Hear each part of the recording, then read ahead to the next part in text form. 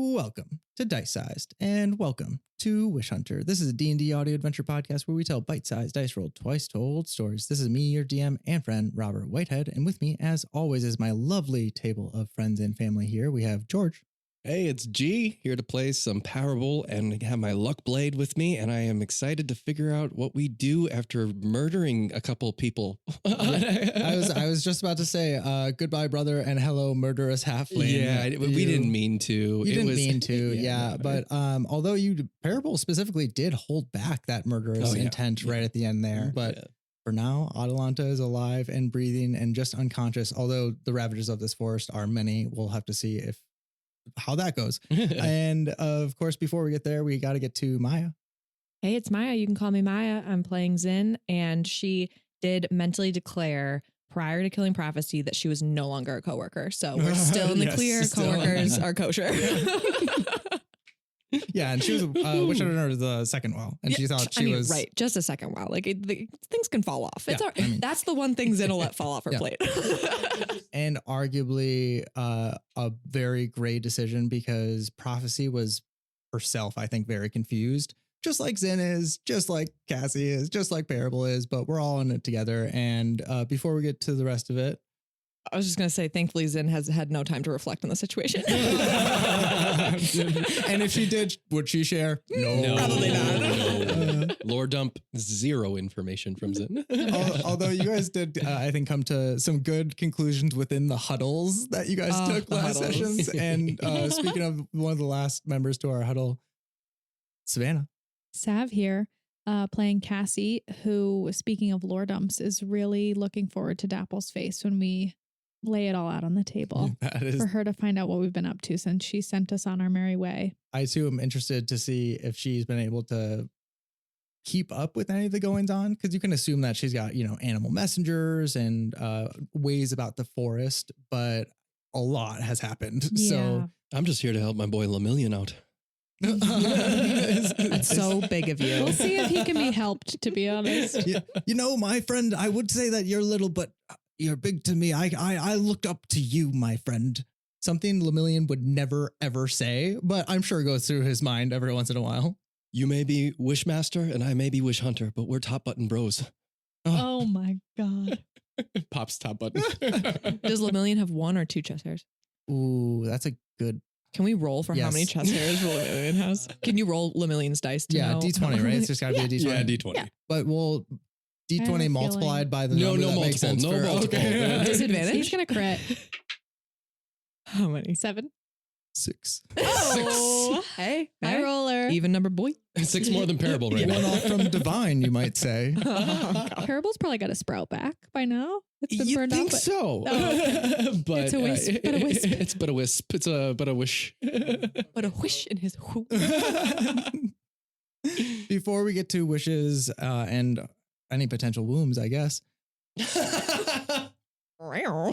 Hey, I'm not the one that last session when I said I'll be straight with you. I'm not sure if I'll cut it, but Better leave it. We said it in sync. Let them know us, Rob. I'll be straight with you, and you all went, oh, I think it was Sav most of all. Dang. Anyways, on to the recap. Last time, the lines between friend and foe blurred as our heroes confronted Prophecy. Was she a wish hunter, or was she a wizard's apprentice loyal to chance? The weight of overwhelming revelation struck her as she cast her own spell upon them. She saw an opportunity to escape her fate, for she knew them now to be wish hunters and saw them as her way out of a life that she had long come to loathe. She claimed not to know the specifics of their mission, but assumed it was one to retrieve Raya or Parable. Count Chance still spoke of Parable like a lost son. When Parable pressed her on Atalanta's presence, saying that a champion of the games among them must mean that the games of favor had begun again, Count Chance had sworn he'd never do such a thing. Prophecy claimed that Count Chance was a changed man, a good man, and that the games had not begun again. Parable tested her words next, casting Zone of Truth, but even Prophecy seemed surprised when she could not swear loyalty and allegiance. The truth was out now. She couldn't be trusted. Parable struck first, Luckblade slipping past illusions, disrupting her foresight. Cassie's starry wisp seared and revealed her, ensuring invisibility would not save her, cutting Prophecy's plan off before it could even start. Zin ignited her flame blade with a word. Ignis. And Raya, inspired by Cassie, sent forth a singularity, collapsing Prophecy's future into nothing. She left behind her pink crystal lenses that I believe you as a group stripped into 3, a star trapped in a looking glass that Cassie now holds, and lastly, something that fell smoking to the ground, golden shackles marked with a star that seemed meant to restrain Raya and keep her bound and powerless. Next, they faced Atalanta. Bound by wish and will, sworn to Count Chance and his witch, she promised only one thing: the deaths of our heroes the moment she was free. With strands of web snapping, it wouldn't be long until Atalanta was able to make good on that promise. Parable's smite shone, Cassie's moonbeam burned, and Zin's inferno roared once more. When Lemillion's blade reached her throat, it was Parable who stayed his hand. With a warning and an offer of a second chance, Atalanta was left unconscious, but alive and breathing.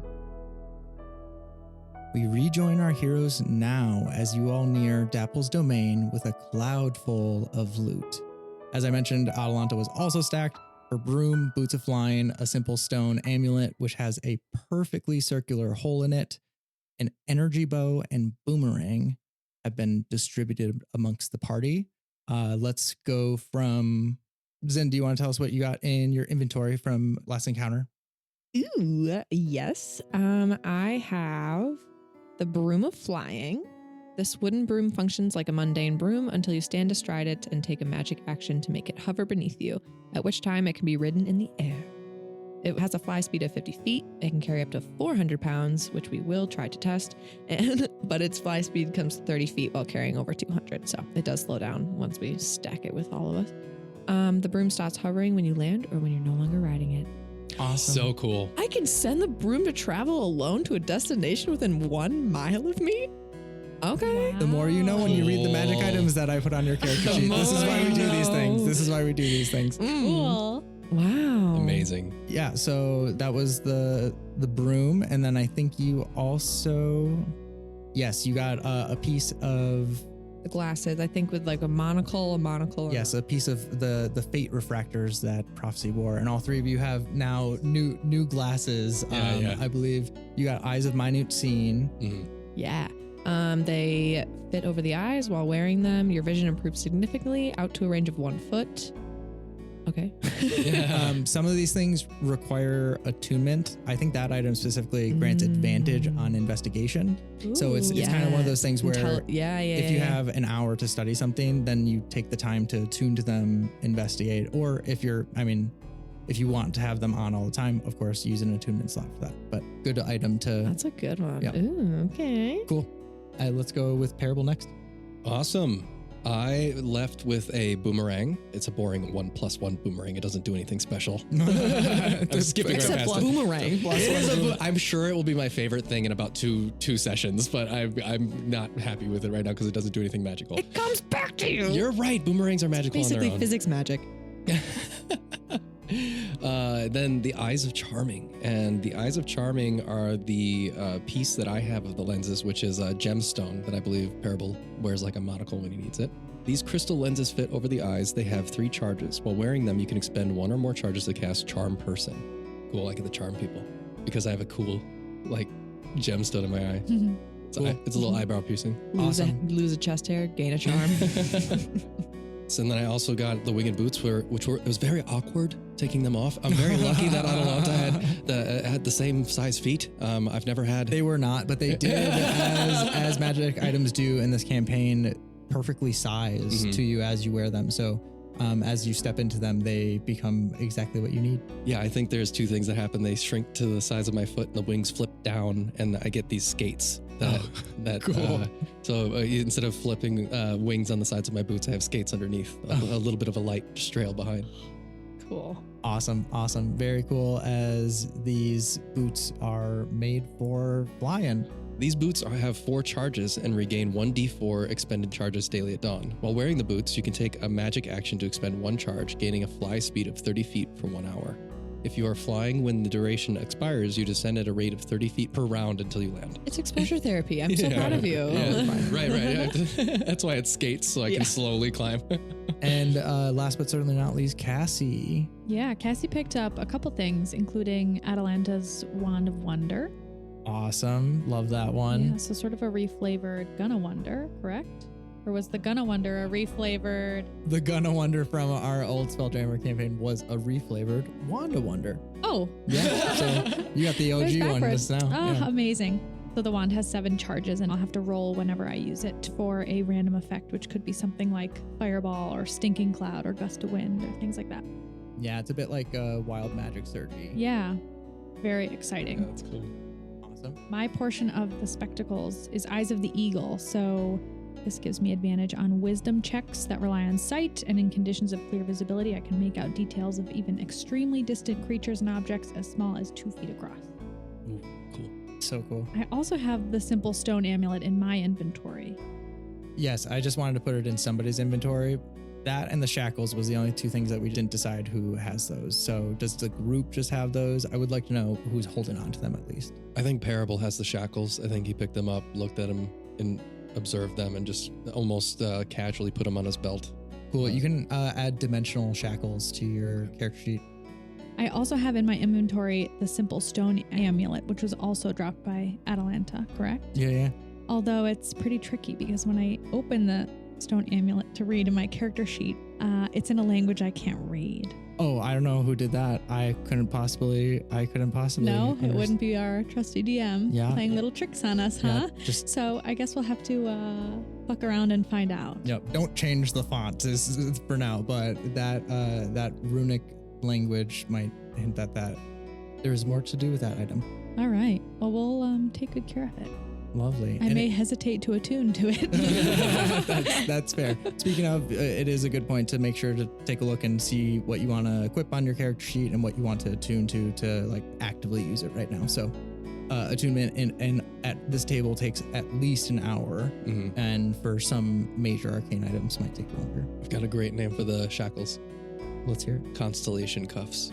I love it. Fantastic. You can use an action to place these shackles on an incapacitated creature. The shackles adjust to fit creature of small or large size. In addition to serving as a mundane manacles, the shackles prevent a creature bound by them from using any method of extra-dimensional movement, including teleportation or travel to a different plane of existence.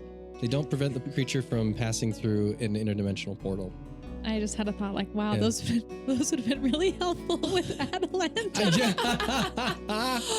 I was thinking about that last session, but hey, I mean, whatever. She was already restrained. It's okay. Anyways, we left her defeated but free. Exactly. We will. I think, too free.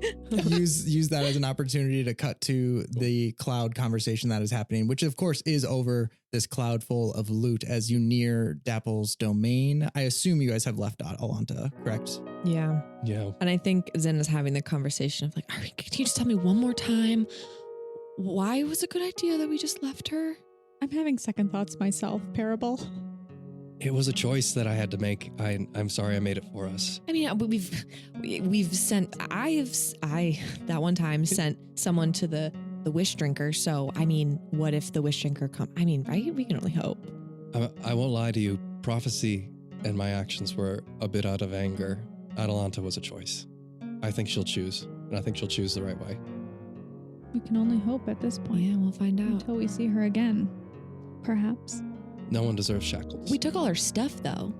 Yeah, no one deserves shackles. You did take all of her stuff, though. I didn't say anything about shoes. Actually, Lemillion says, we did take all of her stuff, though. Honestly, great move. And was there anything for me? I mean, I did strike the final blow. No, actually, it's forest rules that wishmasters aren't entitled to any loot or goods. Forest, who made those? It's very rules? charitable. The forest. I actually renamed the forest. You can call it Eureka. No. Forest Eureka. I've been toying with that. Because I'm gonna, once I get back to my men, they're sequestered in a small town called Parse. It's at the center of the Lands of Fate. And once I get back to them and I get my men, I'm going to come back here and we're going to claim this forest. We were on a scouting Would it mission. shut you up if we told you we were on our way to Dapple's? Yes. Where did you say your men were held? Oh, a small town called Parse. It's at the center of the Lands of Fate. And if you were to enter the desert, it's nearby there. Parse, that's kind of like your last name, Parable. Interesting. I don't know what to say. Lemillion, talk to me for a moment. Parable puts his Come here, brother. Parable jumps and puts his arm on Lemillion's shoulder. Jumps and into his arms? No, jumps and puts his arm on his shoulder to pull him down and like walks with his arm around him over to the side and says, look, tell me everything you know about this supposed land of Parsi in Lands of Fate.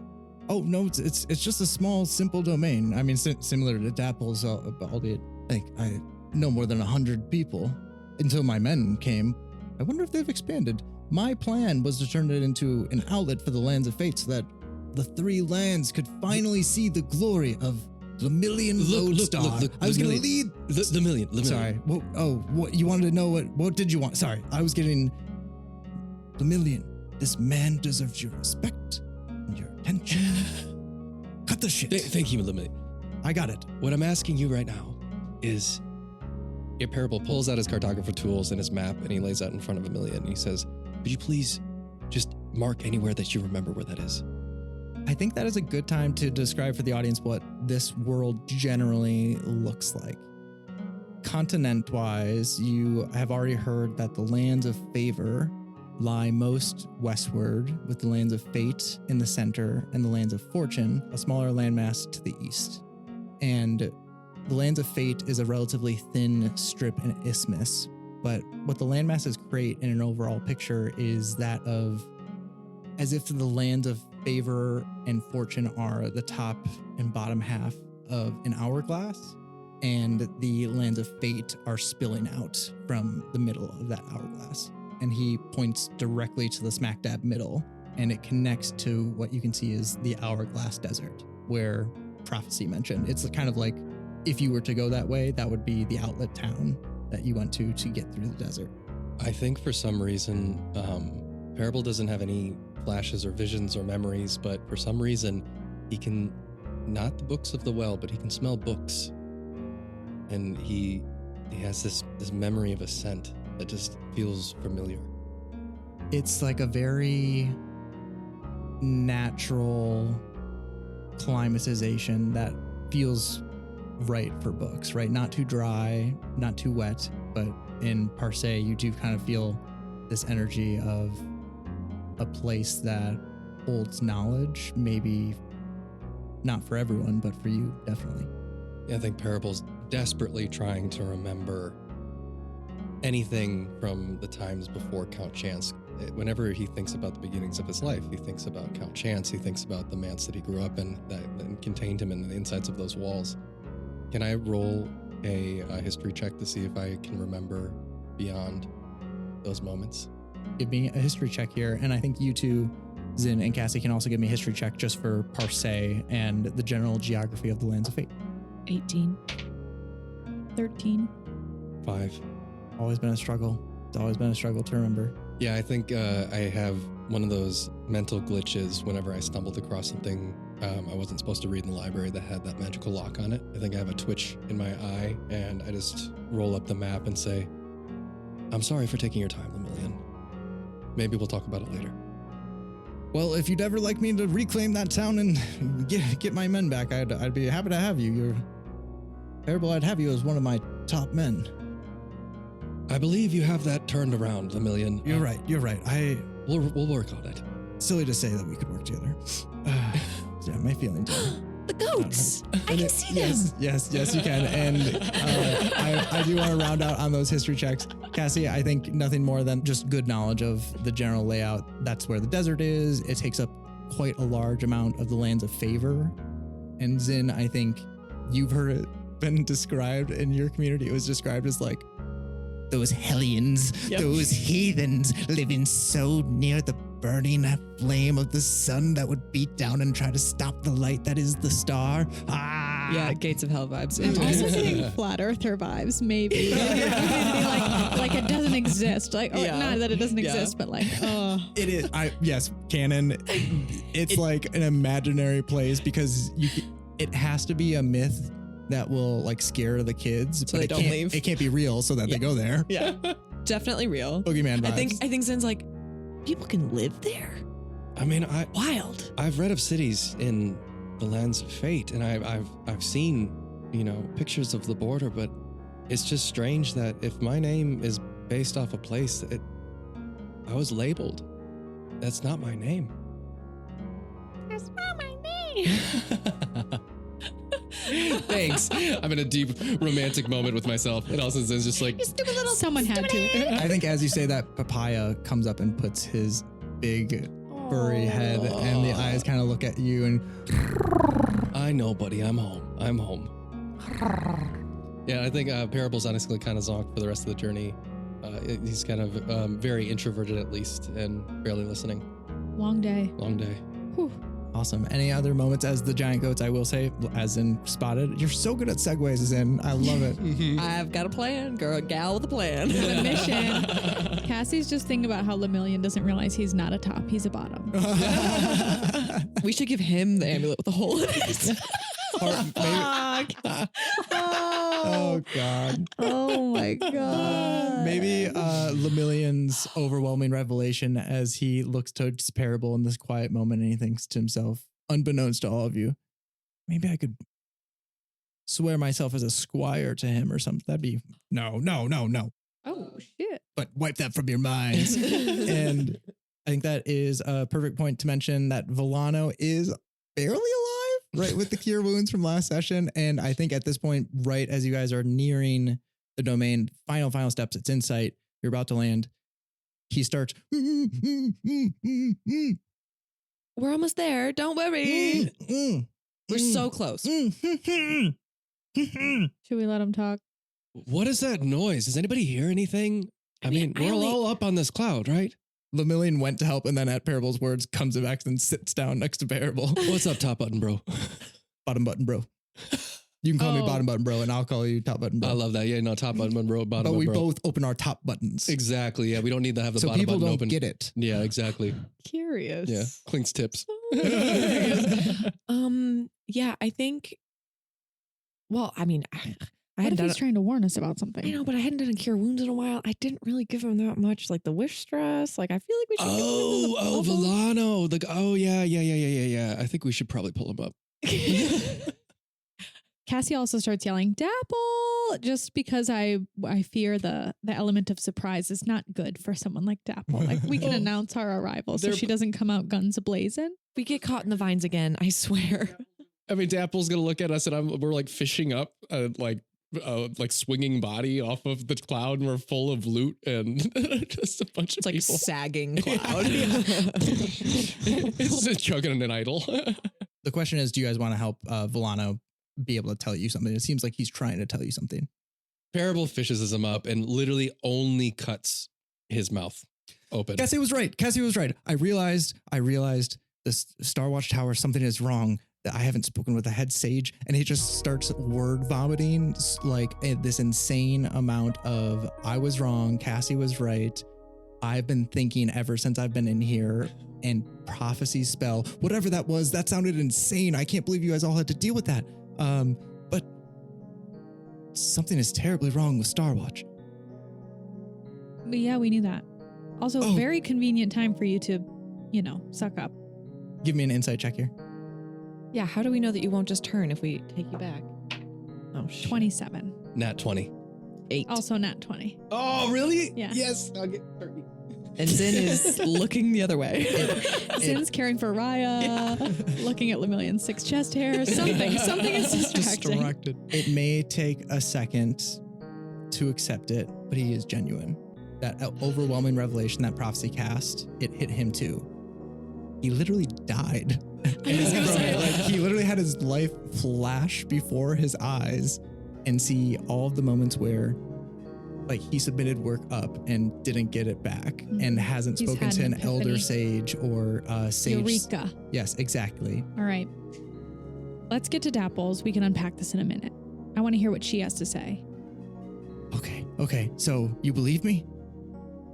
It's not about that. It's bigger than you. It's bigger than me. What I believe is if you do this, and I take, you know how we saved what prophecy did in brick? Mhm. I show Volano because he was incapacitated, and I say, this will happen to you. And I look at Raya, and then I look back at him and say, try levitating. Just do it.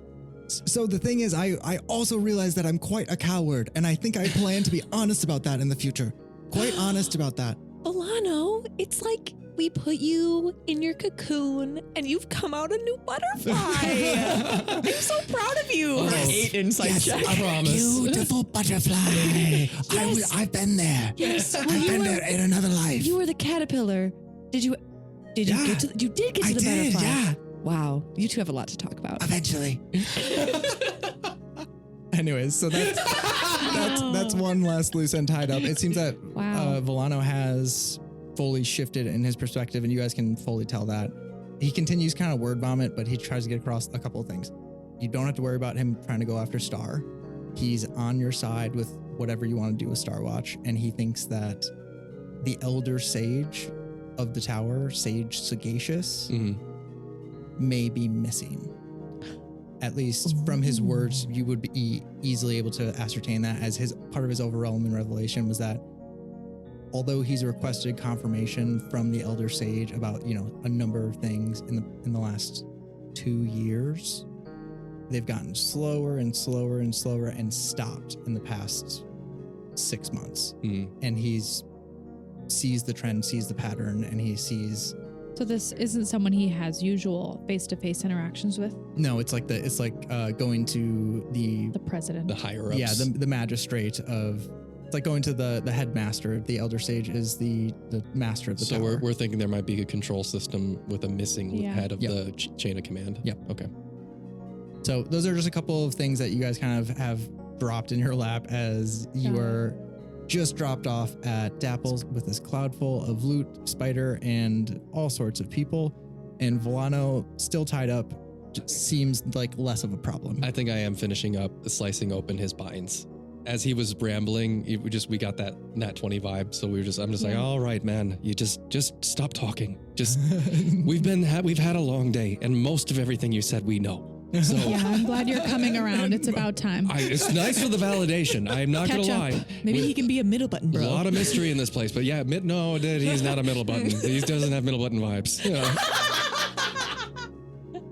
I wish the listeners could have seen how serious George's face was about that. Like, no. The eyebrows fully laced together. Like, no, he doesn't know have zero middle button vibes. Lemillion totally copies the energy. Definitely not a bottom button boy. No, that's only you, Lemillion. Don't worry. Just me. You hear that? You hear that, Volano? This is me, and this is you. This is what you sound like. And this is what I sound like. Can we get a bottom button boy? Bottom button boy. Yes. And that is a nice bout of fun as you ride up to Dapple's domain, and something about the domain feels different. No.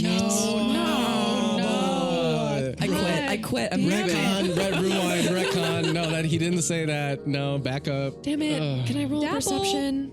Can I roll a luck check to change what you're about to say? Can I pack Dark it One's up? blessing. You realize that it's odd that you were able to spot the goats. The domain must have been down from that distance, because the goats eventually disappeared, and now it's invisible once more. But for a moment, the domain was down. Can I use my eyes of the eagle? Sure, yeah, absolutely. Yeah, I still imagine us like kind of drifting down and getting closer to the cottage. Give me perception checks, and you can do so with advantage, Cassie, due to the eyes of the eagle. Cool. 15 perception for Zin. Parable is busy with Lemillion and Lamano. I think he's got a 7. Lemillion, Lamana, Pavilion. Lemillion. 26 perception. Shit. Dang. Okay, I'll just give you it all. I'll just tell you You what I can have. drop down tell you the what. spoilers tab and read it yourself. How close are we? Like feet? You're about 120 feet out. And so it's the eyes of the eagle Convenient. that allow you to see kind of through this very clearly reestablishing domain wall. Dapple definitely dropped it for a moment. You can see that the shimmer is not as consistent. It seems like there's little bits and pieces of it that are kind of regaining. Is it sort of rebuilding? Like reanimating? It's as if like in some parts it's just yellow and it's in some parts it's just blue, whereas typically it's a kind of a prismatic rainbow across the entire thing. There are layers that seem to be missing from this process. One might say a decaying ozone. Sad but true. Or let's hope it bounces back. Just like it does Arriving sometimes. or departing. Oh yes. Greenhouse gases. And as you approach, I think you spot this, and as you leave the dense thickets and the claustrophobic looming of the forest trees behind you and drop down from the sky, you pass through what is left of the shimmering boundary. I think at this point we're racing. Cool. Yeah. Right? Yeah. Yep. On the gas.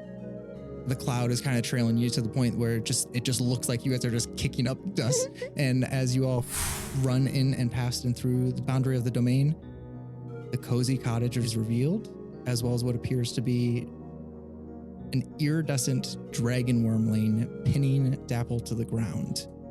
Okay. All right. It's on. With glittering wings flared, the wish dragon wormling rears back, opening its mighty jaws. Everyone give me an insight check with advantage. 19. Same, 19. 16. All of it enough to interpret this as a draconic meal of delight, practically a draconic giggle. You can see that this is not a fight as it first appeared to be. Is she masturbating? What? Is she diddling with a dragon? I'm sorry, I definitely thought that's where you were going. Is that a new vibrator name? That's literally what I thought you were talking about. No, she's giving it a good bout of belly scratches. I have written here. I'm sick. Her rabbit has 3 ears. Is that what you call it? Cute. Anyways. Hitachi. I guess you do have a magic wand, so. Wanna wonder, baby. Let's ride. She is giving it a good bout of belly scratches, and she says, "Who's a good little wishborn terror?" Dapple coos, ruffling the wormling's head as it frills, and the creature lights out a delighted purr. Oh my gosh, I cute. feel like we're interrupting something. Yeah. I think Sorry. Parable didn't mean to, but he kind of like slides to a stop on his winged boots and kind of skids to a halt and says, Dapple, is this on purpose? Dapple looks at you and says, "Oh, Parable, you're back. Yes, it's on purpose." As she kind of... Are we interrupting anything? It immediately shifts, and I think this is palpable, to the energy of... And it never was sexual. Yeah, sorry. It's immediately palpable that this is like a dog owner whose dog is overly jumpy and is like greeting you at the door, and they're just like, "No, they're like this all the time."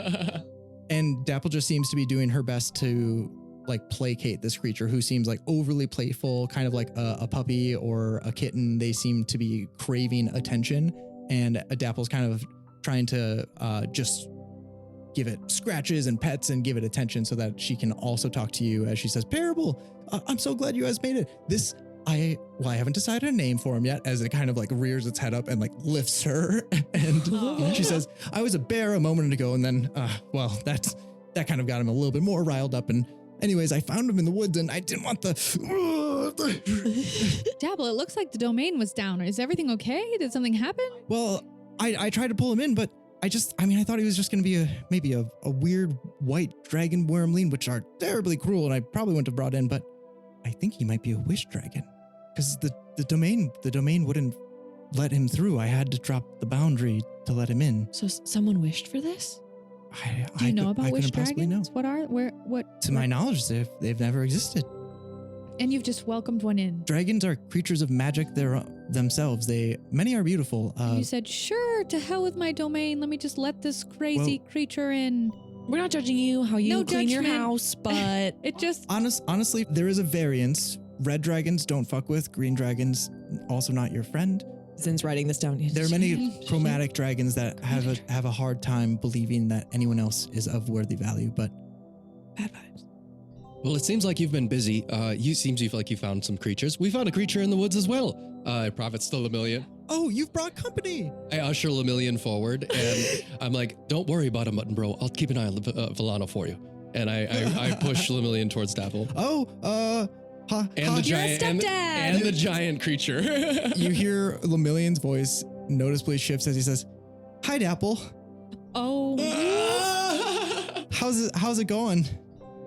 How's it going? He kind of twinkles a little foot on the ground and twists it back and forth. Flirt with yourself right now. And Dapple, against all odds, looks at him with batty, slow eyes. And She's she a says, sucker for puppies. And she says, "Hi, Lemillion."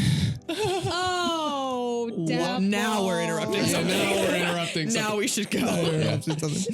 Oh god. All right. Well, I see Villano looking a little bit too hard, and I elbow him in the ribs. Yeah, we were sort of hoping you might have some answers based on questions we've, gathered during our time in the woods, but it seems like maybe we're interrupting. Tell me if I'm wrong. No, you're fine. I mean, I've You just seem busy. I've reestablished. I've actually, if you could just Barely reestablished. All due respect, the domain's not looking so hot right now. I'm not sure I trusted to keep out things like the wish drinker. Do you know some people call it the wish drinker, not just the hunger spirit? It's the wish drinker. That's interesting. That's actually what I was worried about catching this little guy, because I mean, Little. I'm little. Yeah. what she's been trying to do the whole time, not leaning on any of you guys for help. She's like been slowly inching, and like with a foot, she's like nearby this basket that's got a bunch of these potions. There's one that she's like slowly trying to like tow towards herself without asking for help. And she's like, anyways, so I've just been with him, and I've been trying to talk to him, but the little guy's so playful that I haven't been able to get this last potion of comprehension that I have. And anyway, I brought to Lemillion. I'm like, if you're not going to do it, I'm going to do it. Go get fucking help her. Lemillion says, oh, here you go, Dapple. And grabs the potion of comprehension and says, well, I could keep him busy. Is there anyone that actually thinks they could get through to him? He might be young, but he's speaking Draconic. I just don't understand it. Akuma. I have such a bad feeling about this. Akuma, any chance you speak Draconic? In another life. He gets all serious. Can you make it this life? Stares into the mid-distance. Bring those thoughts forth, please. Puts on a very small set of glasses and stares into the distance. I'll let you start the fire later. Ooh, can't beat that offer. I will look into my, I don't have blood. I'll look into the flames. Do a ritual together. That is a 6. I can't. Oh, well, you didn't roll my dice for Akuma. You're right. You can roll for Akuma here. 12? Not much better than a 6. It's doubly better than a 6. Not in this case, to understand a different language, albeit I think Perfect. you do actually pick up on a couple different words more than him. And this is, I see it as both of you truly looking into, the one flame, the eternal flame that all dragons draw from. And you, although draw from the flames in a different way, it's still the flames. And you get pieces of Draconic that are, my name's Gloom. Gloom. I think I repeat the Draconic word out loud. Gloom. And Gloom in Draconic sounds like Gratha. Gratha feels good. Ooh. Yeah. Reading a lot of Aragon. I think his name is Gloom. Oh, is that why I keep saying Gratha? I am glad that he has such a bright name. Well, yeah. That's really all I could understand. It kind of hissed in one ear and went out the other. so. Dapple, what does Gloom eat? As I've come to discover, like most dragons, magic or people, Perfect. preferably magic. And for this little one, he seems to be, well, he ate one of my spell slots. I let him have it. It was fine. And I could tell that he was interested and he was hungry. And look at the little guy. It doesn't seem like a fair trade, Dapple. It doesn't seem sustainable given your stewardship of the forest and of this domain. You've collected so many animals that provide nourishment and nutrients to your land. Does it really make sense for you to take in something that's just going to take and take and take from the powers that keep all of this safe? Well, I was hoping you would all come back and tell me that the wish drinker was done for and I could let him out without knowing that thing was going to be out there to consume this poor little guy. Actually, sounds like there's more than one, so... Oh, good. That's I don't know how fast these things grow, but maybe, hopefully, one day the Wish Drinker's food for Big Gloom here. That'd be nice. That'd be nice. I don't know. I keep having dreams of the thing. And as she says dreams, the wormling kind of iridescently flares its glimmery wings, and Gloom shares a dream with you all. Ooh. Great. Dragon worm dream. I love visions. Okay, another vision. Cass is just like, okay, can I have 2 minutes in reality? Can I have like my own thoughts? You hear Lemillion kind of gasp in the girlish way that you heard when he first spotted, as we've come to call it, the Wish Drinker, but then as it was known, the Golden Hunger Spirit. This is the experience that you have from this Wish Dragon Wormling's perspective as it sneaks through the forest, afraid to fly, for it's seen this thing take to the sky as well. It seems to change with every creature it devours. And Mama doesn't want me to go near it. Did y'all catch that? This thing is a Gloom has a mom. I think Parable walks up and puts a very tentative hand on Gloom. Where's your mother? I think with that, everyone give me perception checks here. No. Shit. Dapple. She is drunk in love. I look at Dapple and then I say that. I'm like, Dapple, what did you do? 7. 16. Perception? That is a 17. Okay. Parable and Cassie, enough to look in enough directions that eventually you look up. And at the very tippity top of this ever closing and recongealing barrier, you just see one massive prismatic eye that, like crystalline gemstone, it slowly from there turns uninvisible as you see this thing has been like looking in from one of the last remaining holes of the domain, and then seems to disappear for a second through. You can see this little wisp of essence, we'll say, with that perception check, as it uses planar magics to shift through that tiny little hole Into the bubble. and into the bubble, as you hear a draconic roar that, like a trumpet announcing a king's arrival, feels regal down to your bone and blood. Something in you tells you that this is no mere everyday dragon. Also iridescent and prismatic with glimmering wings, this dragon announces herself as I, Saphandria, the illustrious, the Glimmerwing, announces herself. Hey, girl. Parable looks up slowly, drops to one knee, and in the spirit of being back at Dapple's, everybody get on a knee if you can. Okay. There's no grace as Cassie just like slumps down. Yeah, there's definitely a hard salute from Parable, and he's looking up and he's looking at the dragonling in front of me, and at Dapple and at Zin and at Cass, and like, I hope it was worth it, Dapple. I hope it was worth it. I think Zid goes down and then reaches up. You just see the arm and then pulls Lemillion down. You see for a moment Akuma kind of like, I keep patterning him after a cat, and cats, although they kind of might scare off at that initial interaction, you see Akuma and starts to get ready to send his own dragon's breath. Akuma. Not yet. Give me a charisma save. Shit. Oh, no. wow. A save? Okay, a 9? Was it a nat 1? No, it was 2. Fuck. Cassie coughs really loud It's a health action. to cover up whatever sass is coming out of Akuma's mouth.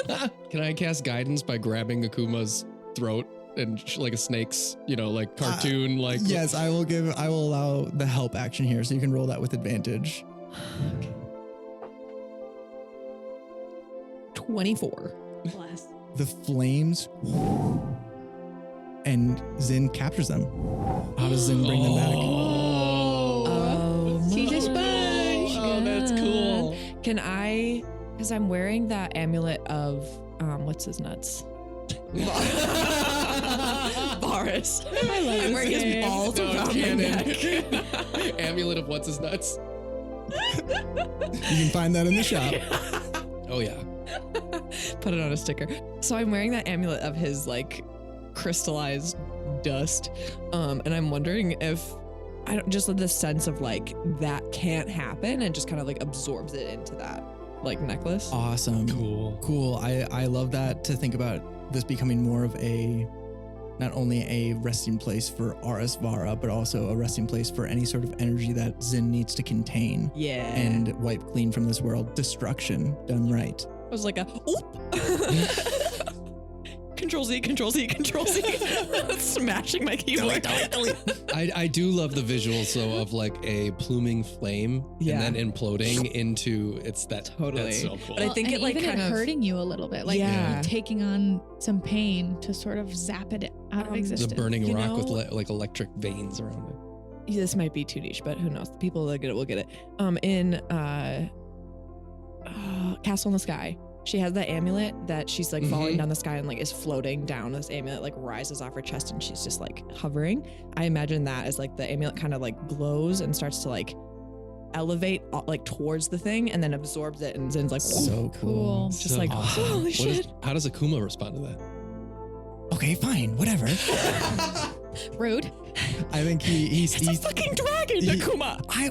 Okay, yeah, it's I let go of Akuma. I mean, like, why are you so wet? Parable, thank you. Parable, thank you. Thank you. Thank you. Pinky promise. Pinky promise. And he settles down, You caught the fire. and you don't send flames at this dragon. But I think as you guys are all kind of distracted by that, I would allow Cassie to interact with this as Raya steps forward, Wow. as if to take on the face of the group. As I think with your passive insight, you can see that she's seems diplomatic the way that she's standing, as if the same moment when she met you all for the first time, you see her find posture of welcoming attitude as she goes to introduce herself.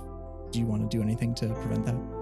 Cassie looks up a little bit startled by her sort of stepping forward and looks around a little bit and just says, "We trust you." Thank you. It feels right, she whispers, and she says it in Star Song so that only Cassie can hear. I think we're going to treat that as like a fun thieves' cant, Ooh. Okay, cool. that Cassie and Raya are able to communicate in such a way, as she turns that into a singing chorus of many voices, something that you haven't heard Raya done. She sings with more than just her star. She holds many stars upon her, and for a moment, all of them sing. And in response, Savannah roars, but this time In tune. in a performative way. I love that. Trumpeting loudly and wings That's so flaring as if in ritual and dance. And these two commune in a way as no two creatures in all of existence ever have. No, I am the DM. No two greater wish-born creatures of such a powerful nature have ever had the chance to meet, such as this. And in this moment, they give honor to one another.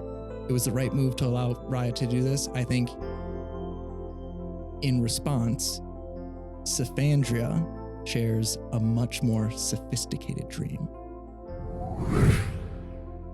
You are seated at a long, elegant, fine dining table, and across from you is a beautiful woman with white hair and prismatic eyes. Oh. She is dark of skin, bright of eye.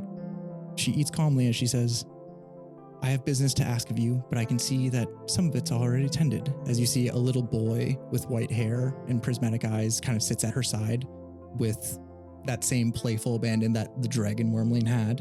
And she says, I seek my hatchlings, but before that, let us enjoy a meal. If I eat here, is it real? Parable's holding that. He's so hungry. He's long rested a long time. He's hungry and he's got a fork and a knife. He's looking at the food and he's like, I just, I don't want to let my body down. Like if I eat it, I want it to be real. As a dragon, I eat magic. And as you are in my dream, so can you. Can I spice it with lay on hands? As you say that, whatever spice you're thinking of kind of drops out of your hands as they start to glow in the same way that when you do lay on hands. I share with the group. Salt Bay. I Salt Bay the group. How many HP points of salt do you I do two each. Just like in the town of Parse, if we eat, we can't leave. Like the hellfire. Oh, Zin, that's not true. That's what. No, it's true. No, there's a history in the town, but what do you mean? If you eat, you can't leave? Yeah, like if you eat the food in Parse at Hell's Gates, you can't ever leave. I mean, it's spicy. You might be on the shitter for a while, but you can definitely leave. Lemillion. And so he kind of looks at his ass and he says, I didn't say that, Dapple. I didn't hear it. After Zin says Parse again, I think the meal shifts in stature and scent, and it looks like a meal that somehow Parable feels like he's had before. Spicier. It's more like curries and meats and vegetables, whereas the Two Wells is much more vegetable, root, stock driven, kind of like that. Good old potatoes and starch. Stews exactly. It's what's available to them, and in Parse, there's a little bit of a spice to that culture's food, I think is the best way to say it. I do think Parable kind of keeps it to himself, but it feels oddly familiar, and he looks to see if his adventurers with him are eating. I think Zin tentatively takes like a tiny little bite, like one of those little like just the tip. The daintiest bite. So, Parable, is there any visual aspects to your food or anything else that you want to describe about that? Because I'd be curious of all of you what your favorite meal is that you find before you. This is a feast of dreams. Yeah, I think it is something that starts as like a stew and something that Parable's had in the Two Wells before, sitting in the outside the shop of curiosities, and then it shifts into this. Even the plating turns like ornamental. And has like a weird pattern that again looks familiar, but he can't identify. And the food just kind of wafts with a brand new spice and scent that really drives him to think of this, again, wooden and temperate space full of books. And there's one specific treat on that plate that suddenly appears as you're sinking further and further into this feeling of home. With the energy of the treat that, like, my parents made pancakes for me on my birthday every morning. People feel that in pancakes when they make the pancakes. What does this treat look like? And what is this moment that this treat means that Parable is kind of swept away by? I think it's honestly something very simple, like unleavened bread with frosting on it. Like it's kind of like this. It's like a cookie cracker mixed with like this kind of ornamental glazing on top, and he just kind of picks it up and looks at it, and I think he does take a bite. Beautiful. Your meal and dessert appear ahead of you, and you take an immediate bite of that dessert, and it tastes of home, but there is an odd bitterness to it. Like, many things of a childhood home, it wasn't always a happy moment, the days that you got to eat that, but most of the times. Parable hears a scream in his head and puts the cookie down. Oh, don't dream your own dream while you're in here. I'll be better about that. I'm sorry. I wasn't aware that you three seemed different. I didn't mean to. It smelled so familiar. Where are we? You're enjoying a feast of dreams, and like I said, I have business, but I would have us eat first before we get there. Dapple says, Lemillion, you want to catch me up just a little bit? And they go into hushed conversation, and you see they go and catch up over this meal, and Volano's alone. He's like, where'd everybody go? Volano has just the most simple meal in front of him, and it's like rice and one really nice sausage. I pictured him fully not coming with us. Like we all got swept up. He's just like left alone. Like, oh God. We're all just sitting there like staring into nowhere, and he's like, "What are you guys looking at?" Yes, that is exactly how it goes down. With his sausage. With the sausage. As this dragoness has asked, let's get to these meals. What does Cassie's meal look like? Cassie has a soup that her mom used to make. She hasn't had it in a long time, but it's just a big, hearty, stewy soup. Oh, raised in the Two Wells area, you know how to truly appreciate the food of that land. Your mom always made it well. There's something about the taste that reminds you enough of her to also bring a treat, an add-on. Is there anything special that Cassie's mother or anyone in her life would add to a meal? The silverware. Oh. A straw. Oh. To sip the broth. Something like that. A spoon with a hole in it because she liked to play jokes. Something charming.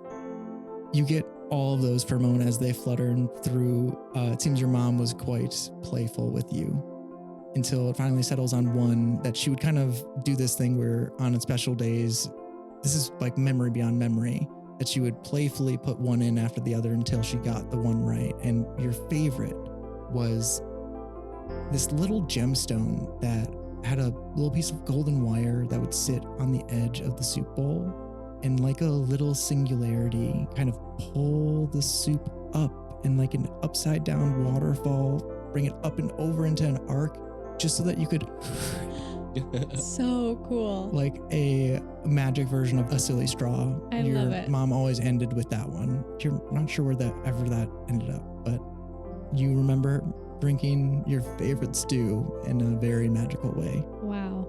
Beautiful. Did this dragon steal your silly straw? I'll talk to her. They're always ready to go to bat for Cassie immediately. Always ready in case there was a theft of Cassie. Oh, I love it.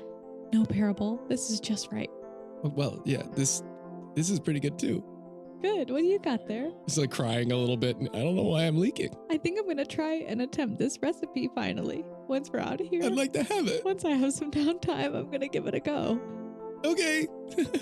It's like crying a little bit. We're overdue for just like a dinner together, I think, guys. What's a girl got to do to get a long rest around here? It's been busy. Zin, what are you having? Oh, okay. So this is my favorite breakfast of all time. I have it every single, I had it every single morning, and then we went adventuring and I wasn't able to bring it with me. But anyways, I started this at a very young age. So what you do is you take porridge, right? Porridge. And then you take 9 blueberries from the cooling cabinet and you put them all around the edge of your bowl, and then you push them in at differing depths so that they all thaw at differing times. So as you're eating around the porridge bowl, your blueberries are thawing at the appropriate temperature. And then on the other side of the bowl, so the 9 kind of like take up, like a 3/4 of the way around the circle. And then on the other side, you have 3 chocolate chips. So by the time you get to the chocolate chips, they're all melted and they're kind of like a chocolate, like a chocolate Blueberry dressing in like an oatmeal, right? And you did or did not have a diagnosis then? Sorry. Pastor so-and-so. Akuma says, Clara Hazel really pushed for it, but her parents said no. She's normal. They told me it was quirky and fun. What happens if you add 10 blueberries? No. You're right. I see the balance in the bowl. I like it. It looks perfect. For what it's worth, Zin's mom was kind of nice about it. She just said, I'm a healer. When I'm feeling down, I heal myself. You learned cure wounds earlier. You should do that. So that was kind of helpful, right? Yeah. Cure wounds, eat oatmeal with 9 differing levels of thawing blueberries with the 3 chocolate chips. Does anybody want to share? No. Oh, sorry, I have a whole thing going on over here. Your stuff looks really good, and I will try She's it. on by 12 of 84, and we cannot get in the way of her process. I love that. Seeing Zin meticulously eating, just explaining her food and then just moving on and eating. It's You haven't seen Zen eat a meal and Akuma counts as the bites happen. Oh, wow. 2, 3. Sometimes he's like 4.5. Fuck, Akuma. Sorry, 5. Oh, sometimes he would mess with me and heat up one of the blueberries at a different. Whoa. And I would take a bite and be like, Akuma, this is wrong. Akuma! Way more thought than I was anticipating. Yeah. So she dumps the whole bowl out and starts over. Well, I just had to destroy a little something. Yeah. Do we see what the dragoness and the dragonborn are eating, or the dragon? Stars. Oh. What's Raya eating? Is she cowering because they're eating stars? I was gonna say she's just.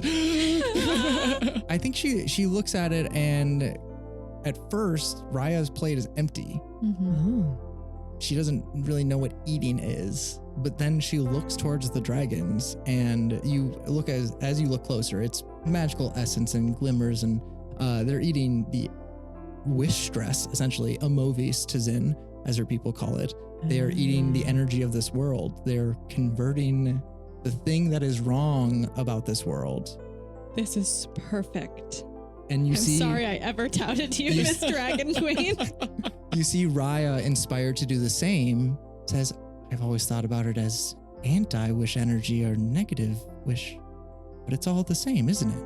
As she kind of pulls something from existence, and you can see like someone skillfully wrapping up some spaghetti with a fork, pulls lines of light out of, at the very tail end of it, darkness. It's like that gold glow that is so dark that it almost has to be bronze, like that you've seen in the Hunger Spirit, the Wish Drinker.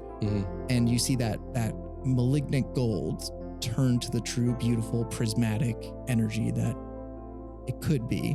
And Raya starts to have her new favorite meal. Raya, you should ask before you take from the dragoness's plate. I think. No, I'm not taking. I'm taking it from, I think, everywhere.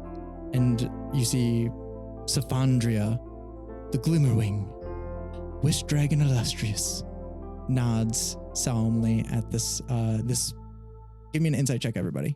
We are photosynthesizing, baby. Yeah, and I think I start to hear dinner music for some reason. Yeah, absolutely. I think this is Safandra's dream, but she is catering to all of your wants, and she can obviously, like Parable had a little rise up, she can feel what you're wanting to dream. So if it's safe, she allows it, enhances it, emphasizes it. Did you say insight? Yeah. 17, 16, 22. Wow. All enough to see that she's very proud of Raya. Again, like two creatures new of their kind, two entities, they somehow just instinctually passed on a learned lesson, one to the other. And I think you can see that in Savannah. It's kind of like the pride of a new mother. And you, in that moment with those insight checks, see that this wormling Gloom doesn't look like her physically. I think there's, in this dream, you wouldn't be able to see this draconically, but this is definitely an adopted dragon wormling. She has no partner to speak of. She found another dragon, all touched in the same way as her, and they are now kin. But you can't tell any difference beyond that. They truly are the same wish dragon species, and they are family. But you can tell with that insight check that this is a newly found family, newly founded and newly found. I just put it together in my head that it's WYRM and not WORM. And picture this dragon laying completely differently now. Yes, I should clarify. I fully saw a giant caterpillar that was going to be a dragon eventually. You can think of it like a dragon with extra tiny wings, more like a large lizard with wings that almost don't look like they could support flight, but just barely. I feel so bad for the sexual jokes I made. I think as we're all like eating quietly to the dinner music, and I think as I see everyone eating and listening to this ethereal music in the background as we're dining, Parable can't help but keep saying the word parse in his head over and over again. He finds himself kind of wondering about the things he hasn't wondered in a long time, who he is and where he came from. He looks up for a moment to ask, but doesn't. I think he looks up and to ask, and it just sinks into his head instead. He says, "You wouldn't happen to know where I'm?" And just goes back to eating. She can see that you are not ready, I think, to fully speak of it, but you can feel her kind of bolstering your dreams. And suddenly, as you keep considering it in the back of your mind becomes a little bit more clear as you yourself take on this journey. She won't do anything for you, but you can see with a subtle nod and a glimmer of her prismatic eye, that your dreams have been enhanced to a point that it feels like it's a path that you could walk. I think the music just shifts to a theme I haven't heard before, but I definitely have, like out of a dream or, from the past. So it's just a sensory experience of getting smells and sounds that, like, my memory's tickling my brain, trying to get back to me. Parable is swept away by his own dreams just a little bit, but you're still with us, and as is everyone, as these meals are, I think, concluded, as Savannah also nears the end of her meal. As Zin is watching them eat the movies and turn it into prismatic light, she's just like inspired, or kind of like, change. And it's just cool. Like lasers, just like watching, like trying to figure out the plot. Like, wait, they can change, just like change. I think you're reminded of a moment when your father said, why would you wish to change the world when you're next to something or someone that can actually change it? Like Aris Vara. And now you're seeing something that could actually change it. Yeah, she is. Well, and Aris Putting is a like pin in that big old pin. an ant in comparison. Yeah. Like just the perspective. He had nothing. He was nothing compared to like, what the world is doing itself to fix it. She's almost like, I knew it. Like, I knew it. It speaks to unreasonable worship, like your entire community is worshiping something and falling into an ideology, and then seeing the natural source of what that could be and where that energy could be directed and what they could be worshipping with the same amount of energy and fervor. Yeah, absolutely. And that, like, good or evil or whatever you perceive it as can, be changed into something different, or like coexist. Right. Blend together into something beautiful. It might be neutral. Mm-hmm. Or just like waiting to be turned into something neutral or positive. It is a magical idea to think about witnessing the conversion of something that you feel like is left to what it is after it happens. As things convert into darkness or light, they're left there, and quantities have to compete to see something transition from darkness to light in an organic state. I think would be thrilling to watch for anyone. So I think we all are kind of like starry-eyed a little bit. Yeah, it was wild. It's emotional. I think sensing all of your kind of starstruckness, Raya has been consistently kind of getting a little bit more familiar with this illustrious dragon woman. And I think you can see the respect on Raya's face as she finishes her meal quickly, as Savannah looks up and says, I wasn't always a wish dragon. I was once a moon dragon. Well, a moonstone dragon, to be clear, but I was always a dragon of dreams. So here I finally feel like myself. Not that being a wish dragon is bad, and that the life I've been given is one that I don't truly find resplendent and am truly grateful for. She nuzzles her kid's hair as she says this. But I've been through much, and I seek my hatchlings. This is only but one of them. You've met Gloom here, I see. She's kind of awkwardly says Gloom, even though to you guys, the Gratha. Yes, he seems lovely. He's gonna grow up to be a great guy. You see as this little boy kind of playfully moves around, you see like these massive draconic fangs. As Beautiful smile. Oh wow, that's so lovely. But his brother, the one I found him with, they are mine, and Gloom and Glimmer are everything to me. I haven't seen Glimmer, and I haven't found Gloom. I'm very grateful for you, but have you seen anything of my son? When's the last time you saw him? We entered the forest mere days ago. I have plans to start a horde here. The first great wishing gave me my new self, and I think the second great wishing shall give me a family, one that I am very proud of. Whoa. So, hi, Zin. So nice to meet you. I am kind of the scheduler around here. Second great wishing, that's not in any of the history books or prediction scrolls. I feel it in my blood. I'm not saying I don't believe you. I believe you. I awaken as the wishfall does. Oh. I see it has already begun. And she looks towards Raya. So you and this. And Raya says, "Oh no, I wasn't the first. I didn't start it off. I wasn't the first. That was my big brother. I have a brother too." As she looks at Gloom and she says, "We've never met, and I think he hates me. I think he was born to hate, but I think you're gonna do great." It's so strange to think that a family of celestials like yourselves, like to see a dragon that was once of the moon, now of wishes, and if there's a second coming of the wishes, how can we make that happen? Seeing what you do, we came here with a mission, and it was to protect, and he looks at Raya, to protect Raya and the star that had fallen. We don't know exactly where to go from here, but to know that you can make all of this better, how can we help? She grows somber here as she says, "The first wishfall brought vibrance and beauty to this world, and the second wishfall will bring only more." She seems to have quite a specific perspective. Mm-hmm. That is historically not true. Yeah. Historically, for most peoples, it was nobody had the resources magically or otherwise to survive in such a shifting world. And so, yeah, she feels that instinctually in her blood. You can't blame her for it.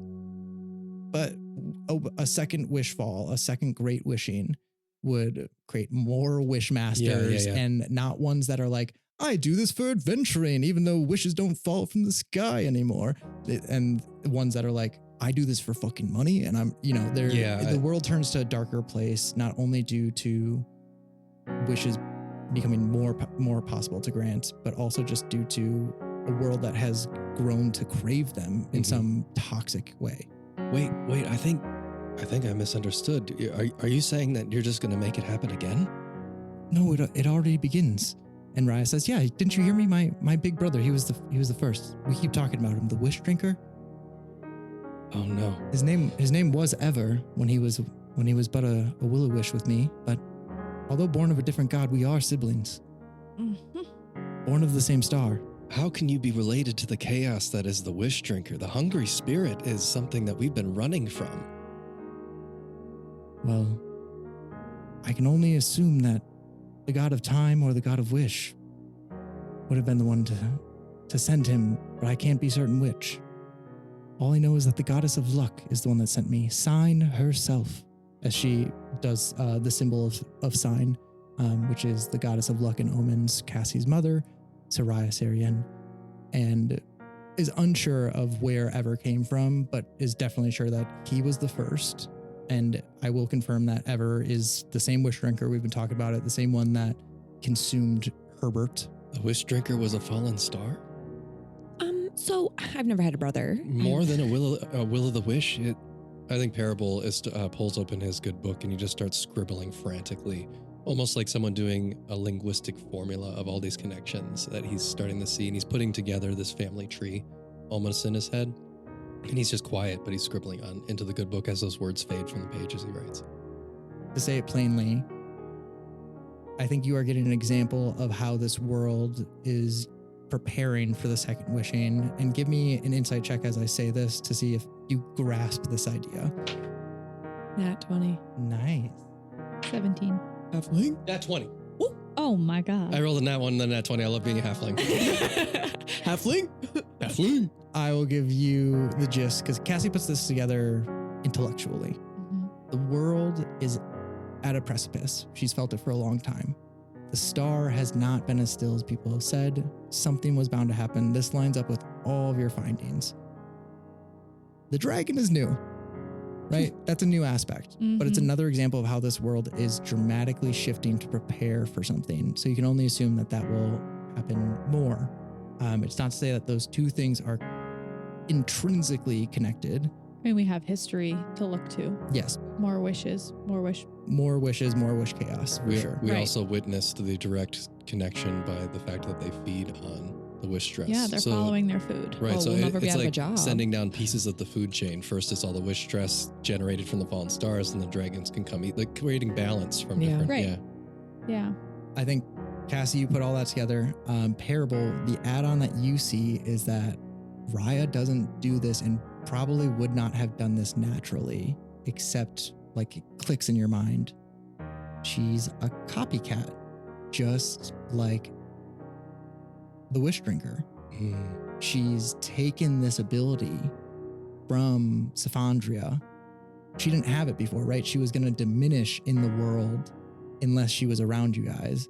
And you see, as Savannah teaches her how to do this, she might be a little bit more capable, at least a little bit further away from you, as she gains a skill, an ability that she did not have. And it's very similar to how that golden hunger spirit, the Wish Drinker, took on the aspects of a spider, took on the aspects of coin, took on the aspects of all the things that it has encaptured.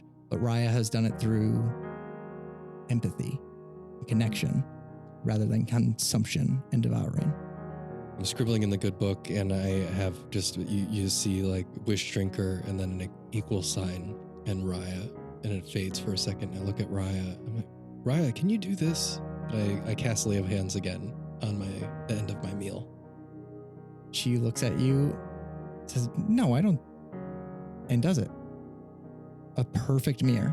I look at Zin and Cass, and I say, I think she's just like the Wish Drinker. They're more than just siblings to this. They're the same type of creature. Better vibes with her. Also, can I come across? Wait, let me try. Lantern mode. Ryan goes. Albeit in a more graceful and regal way. Yes.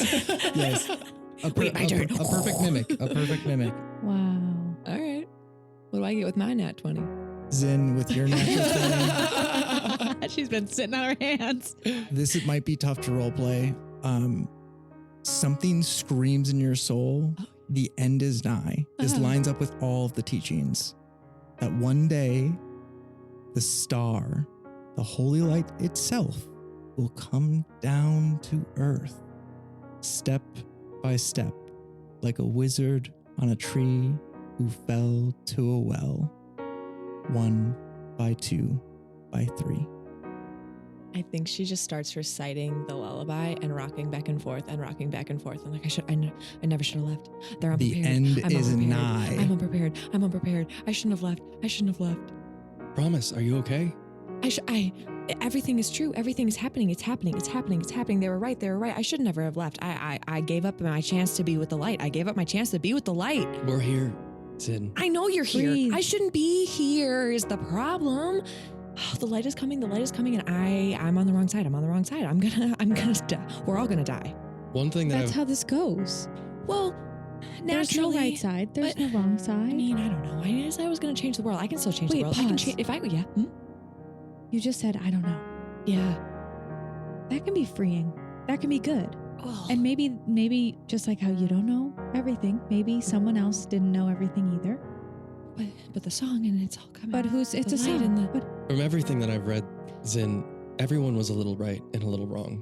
Even some of the details that your religion or whatever you came from pointed to, it might have had purpose and it might have helped and it might have hurt, but no one was really right. I think we're staring at truth right now, and I think we need to get answers. But can I change it? I need to change it. I can't change it. we can change it by taking a deep breath.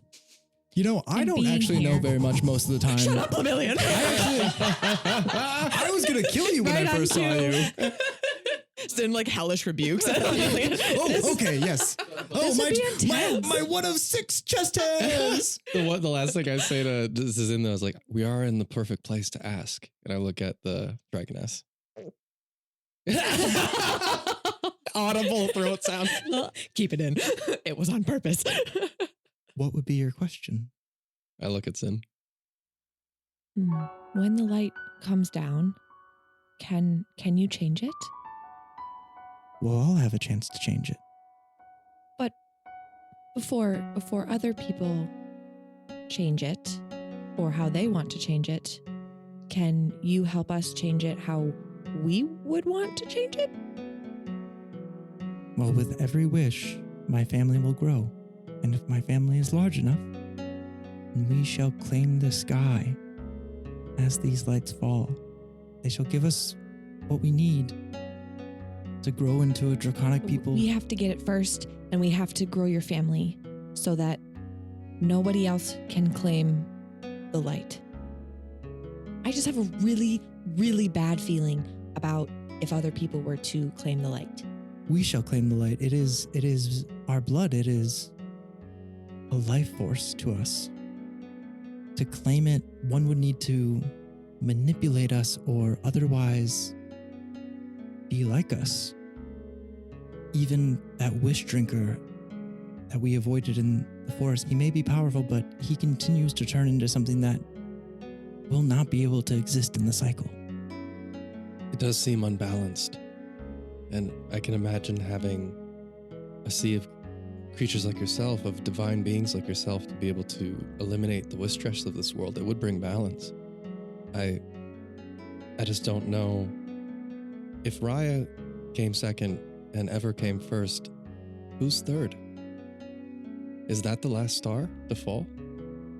I think as Parable says that, you're reminded that this is a cycle to start and not to end anytime soon. So it might come in threes, but definitely not the last one. As you say that, you might say that hopefully, but Saphandria shakes her head and says, no, the second great wishing, and Zin would know to say this probably at the same time, doesn't end. It's never ending. So you're saying that we have to let this happen? We can prepare the world for it.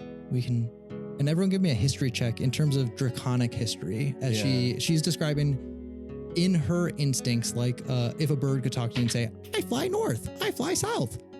She's telling you her instinctual natures are that this is like the crucial point in the genesis of her species of wish dragons to actually make it a species rather than a weird oddity. It's starting to feel like the entire world was populated with wish stress to be food for the incoming dragons. It feels like this is all like part of a birthing of a species thing. It's like preparing. It's it's like we learned that, okay, so the wish stress was not just a consequence, it was an environment for the species to grow in. It's almost like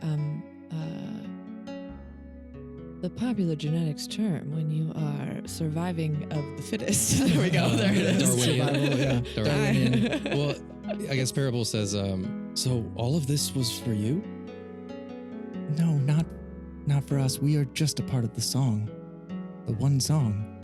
And her kid, Gloom, down to the side says, the song, I love the song. And he starts,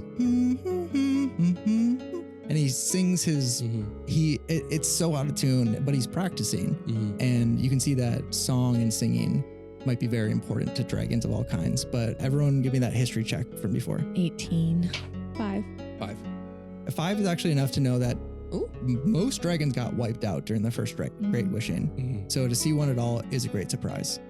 That is enough to know that the only dragons that are still within this world are largely of violent species. Metallic dragons, platinum dragons, gem dragons. Most of the ones that were friendly to humankind, this is one thing that your community got right. If you see a dragon in the lands apart, it's probably gonna kill you. This is literally and likely the only friendly dragon in all of the land. All dragons can eat the wish stress or just... Nope. Dragons do eat magic, but like a chromatic dragon eats magic in the way of like devouring it from its people and having a horde. Gotcha. They all use different mechanisms of eating. This is, I think, the most elegant of most dragons. So it's not the birth of the dragons, it's the birth of the wish dragons. It's the birth of the wish dragon specifically. But dragons are, first of all, very rare, and the ones that do exist in the world, very violent typically.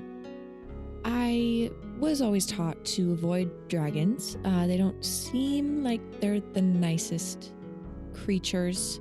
Not to say you're not kind. This meal, lovely. She smiles, showing a wicked fang. Oh, girl.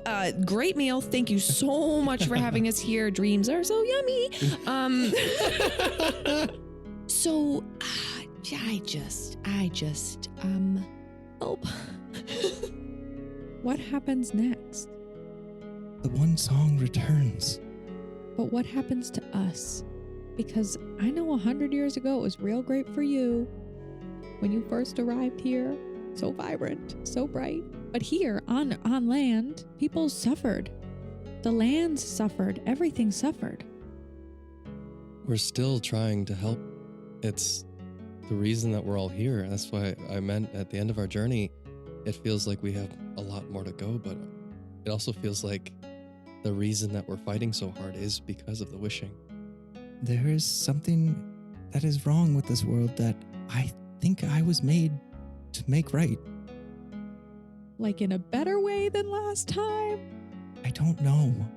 And this seems to be something that truly pains her as she says, all I know is that when the one song stopped, dragons around the world despaired so heavily, for it is the one song that drives us and our distinct natures.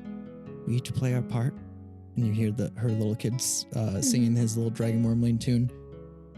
And the one song stopped 100 years ago? Yes, it did. It did return, but it is different now. It is incomplete. It beckoned for a new tone to be added. And I, Savannah, the Glimmerwing, once a moonstone dragon, now the illustrious wish dragon you see before you, was the one to answer this call for a new voice to join the one song. You see before you the first wish dragon of these plains. And she continues a little bit more softly now. Though only silent for a moment, that singular moment of the song stopping drove countless dragons into madness. Even the song remembers their pain, and still it is incomplete. When the second great wishing fully starts, our ascendance can begin. When the sky is filled with stars falling to the earth, we will rise and join our part in the song. This is all I can tell you. I cannot tell you what it will do for the world. I can only tell you that it is my part to play. If you would stop me, I will leave you politely here now, for I have a hatchling to find. We have no interest in stopping you. Can't do that. Were you trying to stop her? No, Yeah, I was trying to stop her. She's 80,000 feet tall. You know, in fact, if you need our help, we could totally help you. We are, in fact, wish hunters of the third well and have great authority when it comes to wishes. And Sid, I think that third well part's supposed to be a secret. she's a magic dragon. There's power in threes. Right? Yes. So third well, very powerful, we're here to help you. I think We're an open book. if you want to change the world, I think I will help you. May I propose a trade? Wow, that was easy. I believe that we could help you, and I'm not saying that you can't do this alone in your grandeur, but it might certainly be helpful to you for us to find your other youngling.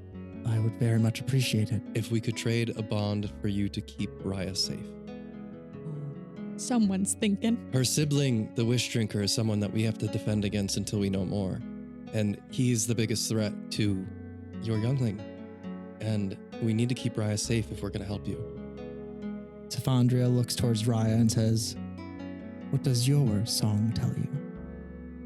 And Raya, again in that multi-choral voice, as if she's talking to herself in Star Song. Cassie, you pick up on this.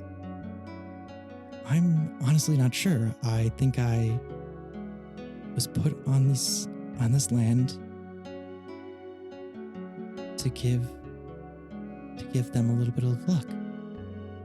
And she looks at all three of you and says, I think my place is with them. I think I'm meant to be there at the end to make sure that they have all the luck they need.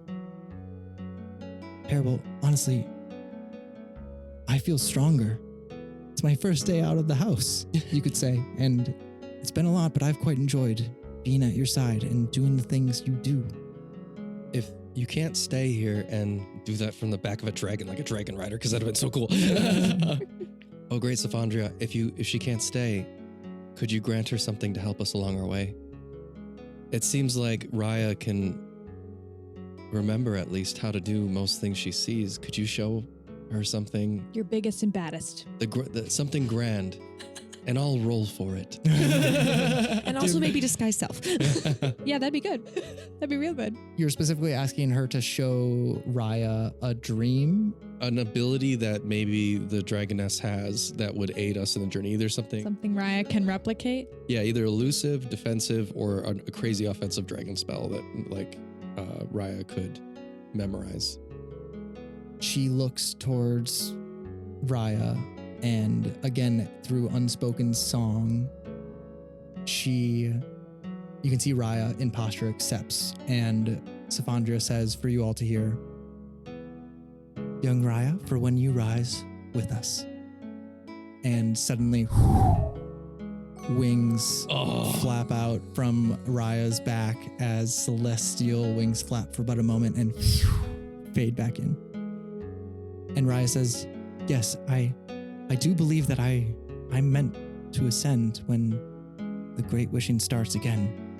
Yes, she's starting to remember here. She says, I was the second of the first three, but after us, that is when it begins, when the third star falls." I think Parable just writes down in his good book to fly with dragons and angels, and then scratches it off. Love it. Give me a religion check, see if it stays in the Oh, book. I got that nat 20 on the book before. Oh, that's true. Yeah, a 1 to 6 I haven't gotten yet is Beat of Blessing. Do you think it stays scratched out, or do you think just the scratch fades?